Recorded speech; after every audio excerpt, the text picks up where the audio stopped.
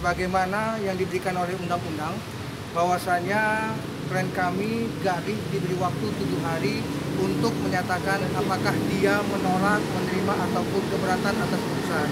Oleh karenanya setelah menimbang, setelah berpikir, setelah menganalisa dan mengkaji apa yang telah diputuskan oleh majelis hakim, maka pada hari ini Galih menunjuk kuasa hukum dari kantor Denny Lubis & Associates untuk mengajukan pernyataan banding.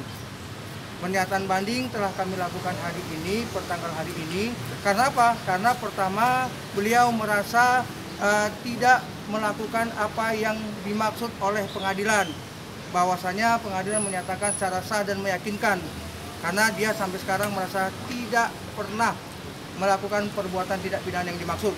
Yang kedua, ada rasa keadilan yang dia rasakan tidak tepat, di mana perbuatan dengan terdakwa 3 orang dengan pasal yang sama, tetapi kualitas lamanya persoalan ini ataupun masa tahanan terhadap beliau sangat-sangat berat. Apakah sisi keadilan dalam Undang-Undang ITE itu sampai membuat orang 2 tahun 4 bulan mendekam penjara? Inilah yang menjadi dasar kita, sehingga akhirnya ketika Galih melalui istri beliau, Mbak Kumala datang ke kantor menanyakan bagaimana langkah-langkah, maka akhirnya kita ambil kesimpulan banding harus kita lakukan. Gitu ya.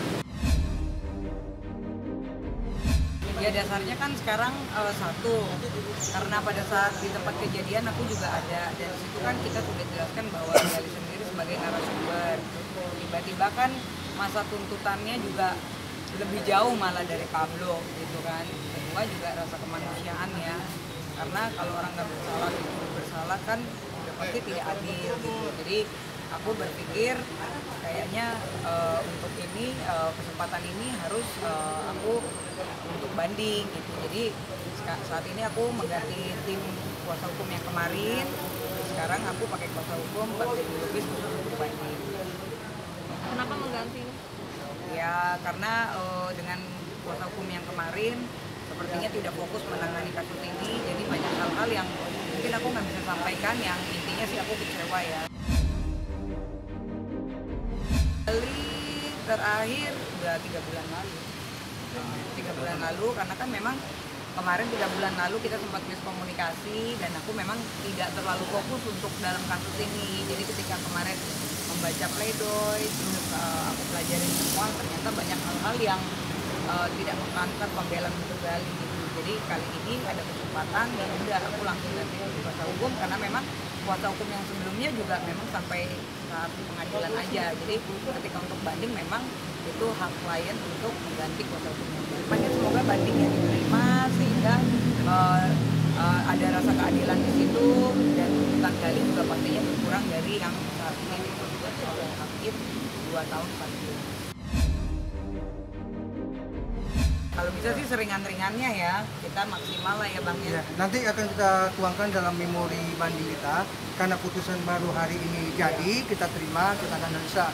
Sebagaimana yang dimaksud oleh pasal 240 ayat 1 KUHP, bahwasanya alasan banding kita akan melihat apakah ada keterangan yang belum masuk, apakah ada salah penerapan undang-undang kehukum yang berlaku secara hukum acara, atau ada hal-hal yang ketinggalan yang belum masuk dalam pokok perkara ini yang akan kami kaji nantinya. Nah, 3 hal ini sebagaimana pasal 240 ayat 1 KUHP akan menjadi alasan dalam memori banding kami.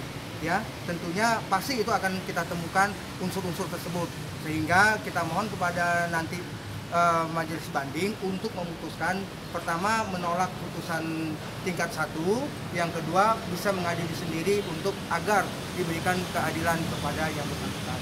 Gitu ya.